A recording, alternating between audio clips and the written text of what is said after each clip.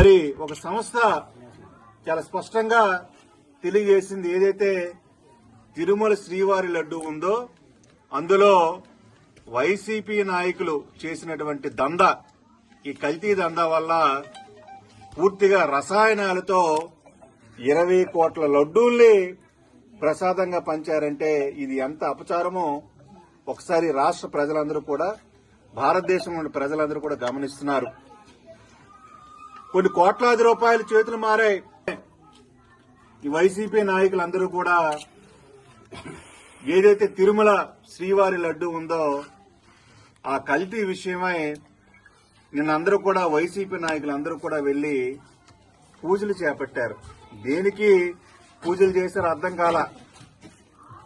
SIT నివేదిక చాలా clear గా చెప్పింది, లడ్డూలో ఏదైతే నెయ్యి ఉందో అదంతా పూర్తిగా కల్తీ నెయ్యి అని చాలా స్పష్టంగా సిట్ నివేదిక ఇచ్చింది. అందులో రసాయనాలు కలిశాయని. అలాగే ఎన్డీడీబీ మేం చెప్తున్నది కాదు, మోనోగ్లిసరైడ్ అనే ఒక రసాయనం అది మరి లడ్డూలో కలిసింది.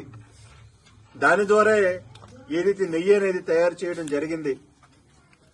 మరి పూర్తిస్థాయి ఆధారాలున్నా కూడా సిట్ నివేదిక ఇచ్చినా సరే మీరు గుడ్డిగా రాష్ట్రం అంతా కూడా గుడిలోకి వెళ్లి పూజలు చేస్తున్నారు. కాబట్టి మీకేమైనా మతి చెడిందా అని అడుగుతా ఉన్నాను వైసీపీ నాయకులకి.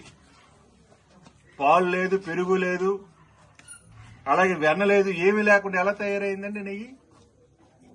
అంటే కెమికల్ తో మీరు నెయ్యి తయారు చేసి భక్తుల మనోభావాల్ని దెబ్బతీసి, మరి అలాగే డబ్బులు చేతులు మారి ఈ కల్తీ నెయ్యి ద్వారా లడ్డూలు తయారు చేసి భక్తులందరూ కూడా ఇచ్చి భక్తుల మనోభావాలు మీరందరూ కూడా దెబ్బతీశారని ఈ సందర్భంగా తెలియజేస్తున్నాను. తప్పు చేసి బుకాయించడం ఈ వైసీపీ నాయకులకు చెల్లింది.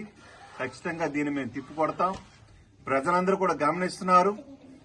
ఆల్రెడీ ప్రజలందరికీ కూడా తెలుసు ఇది కల్తీ జరిగిందని సిట్ నివేదిక ఇచ్చింది. కాబట్టి మీరు ఎంత బుకాయించినా కూడా ప్రజలకి వాస్తవాలు ఏమిటో తెలుసని పత్రికాముఖంగా తెలియజేస్తున్నాను.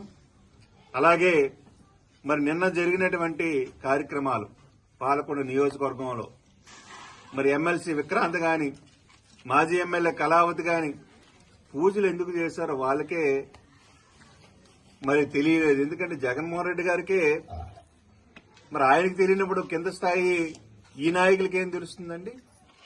కాబట్టి ఇటువంటి దుష్ప్రచారాలు మానుకోవాలని వైసీపీ నాయకులకి నేను తెలియజేస్తున్నాను. ప్రజలు మీకు ఆల్రెడీ బుద్ధి చెప్పారు. వచ్చే ఎన్నికల్లో కూడా మీకు కూడా మరలా బుద్ధి చెప్తారని తెలియజేస్తూ సెలవు తీసుకుంటున్నాను.